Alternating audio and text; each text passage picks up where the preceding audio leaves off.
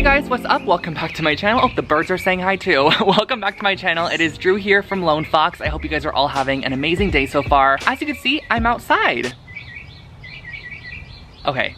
She said hello for a long time. Today, I decided to just go outside and film my intro because it was a really nice day and I thought this background looked really pretty, and I'm also working on a lot of fun projects inside, so I figured I don't want to clean everything up to film an intro, so I'm going to be filming it outside for you guys today. Today, we are going to be doing an IKEA hacks video, which I am so excited about because it's honestly one of my favorite videos to do. But as many of you guys know, with quarantine, I believe almost all the IKEA locations have been closed down, but they just recently reopened them and are practicing social distancing. So if you do want to go, IKEA stores, I believe, are now open. You might want to check your local one to see if it is. Oh my gosh, I literally almost forgot, guys, that I did something exciting over the past couple of days. I actually launched the Lone Fox blog, which I didn't really talk about it much here on YouTube, but if you follow me on Instagram, I had a 15-day countdown. I was so excited for it, and the blog is finally here. So the blog is honestly just like an additional area for content for you guys. So there's gonna be tons of stuff on DIY. I wanna do some cooking and baking posts, travel, lifestyle, just tons of fun things. And I actually have like kind of an introductory post over there. If you want to check it out, I will link it below for you guys. And if you guys want updates on when I post new blog posts, I would highly suggest following me on Instagram at Lone Fox Home. That way you guys can get an update, because I'll definitely be storying and also posting all of the new blog posts over there for you guys, so you have first access. Okay, I think that's really all. Let's jump into today's projects.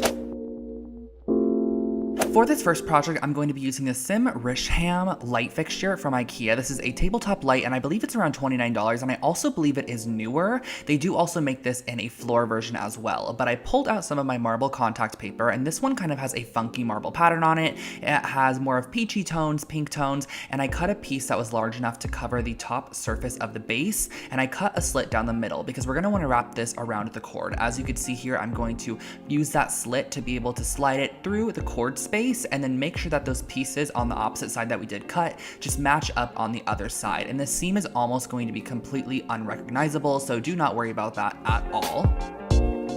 I then went in and used my X-Acto knife to cut around the hole that the cord was in, just to give it a much more clean finish. And then I also decided to go around and use my X-Acto knife just to cut off all the extra contact paper around the edges. This was super easy because the base was like a very crisp metal edge, so I just had to guide my X-Acto knife along the edge and cut off anything extra. And I did want to wrap the bottom of the base as well, so I cut out a thin strip that was wide enough to cover the bottom, started the seam on the back side, and just wrapped this all the way around the bottom of the base of the light. And when I reached the back side, I just cut off the excess and then also used my X-Acto knife to trim away any additional contact paper. So we're gonna now go in with some painter's tape to basically tape off the cord that we don't want spray painted, and also tape off the light fixtures that of course we don't want to have paint inside of. So I used the painter tape to do that, put it in my spray paint box, and used a matte black spray paint to paint the entire base of this light. I was really hoping to use my brass spray paint that I traditionally use, and I pulled it out of my stash and it was legit empty. I was so sad. So I just ended up using matte black, which I think looked great as well, but I do think brass would just pair a little bit nicer and look a little bit more metallic, especially with that really pretty contact paper. So I sprayed that fully and let the paint dry, and then once it's fully dried and ready to go, you can just go ahead and screw it back together based off of the instructions and pull off any of that tape that you initially put on there. It comes with the light bulbs, which is really nice, and I just screwed on little orbs onto each side, and that really finishes off this table lamp. You could style it on top of a mantle or a desk, whatever you want to do.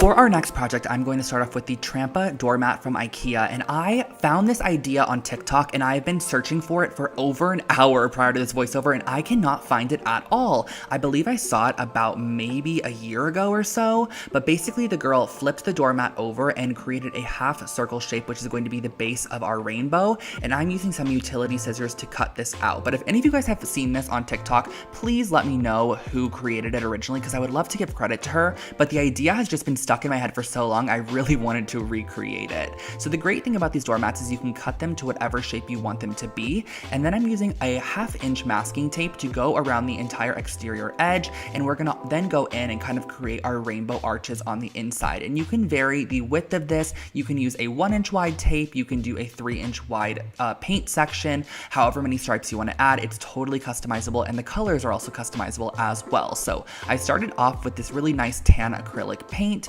And I would also suggest, guys, that this doormat is not in like some insane high traffic muddy area. This is just more of like a cutesy doormat. Like if you're gonna walk on it, of course, it's totally fine. But if you're also running in the door with muddy feet every single day, this probably isn't your best option. But I went in with some light pink, some gray, some yellow, some blue, and some green, just to kind of resemble a little bit more of a minimal rainbow tone. And I also wanted to create this because I thought it was super appropriate in honor of Pride Month this month. I thought this was a really, really nice piece, and I can't wait to display it outside of my door. The best part, honestly, is removing the tape. This is my favorite part for sure. Removed all that tape, just let this cure overnight, and you are good to go with your new rainbow doormat.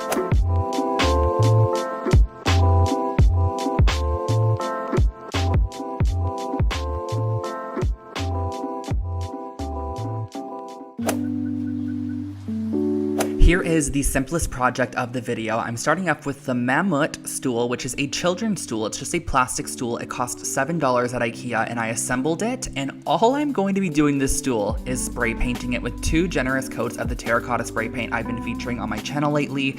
I just love the finish of this, and when I saw this stool, I loved the arched legs of it. I thought it kind of gave a very nice plant stand look and also kind of matched with current trends in home decor. So I figured I was going to spray paint this, and you could spray paint this however you would like, but I wanted to do terracotta just to give it a more natural kind of earthy tone, and I just gave it 2 full coats, let it dry overnight, and turned it into a super affordable plant stand.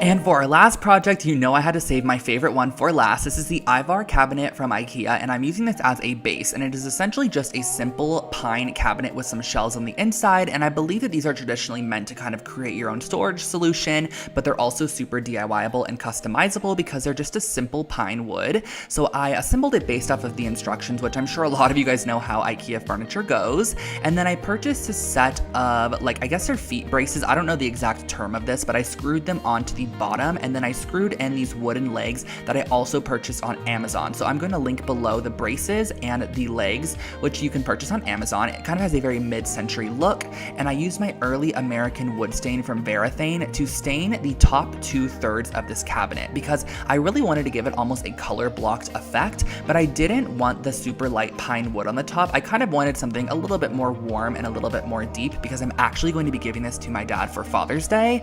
I know he wanted something similar to this piece, and I was like, I'm gonna just create one of my own. So I used a piece of painter's tape to mask off the bottom third, and you can create a line whatever you want to do. I added a couple of line marks all the way around, and then I used the same exact Hail Navy paint, which you could see in the top left corner of this video. That is the paint color on my dining room wall, and I had some extra in my stash, so I just decided to paint the bottom half with the navy color because I thought it would fit his aesthetic pretty nicely. So I used a brush and painted this all the way around, and I did 2 full coats of this paint on the bottom third of the entire piece, and I also added it to the legs, which I think is super important because it really gives a finished look. Going in with just a smaller little detail brush here to add any more additional details, and I just felt like it was not finished. It doesn't need to have handles, however, I felt like adding these nice golden handles, which you guys saw in my Amazon favorites recently, would just create such a pop, and it literally finished this piece perfectly.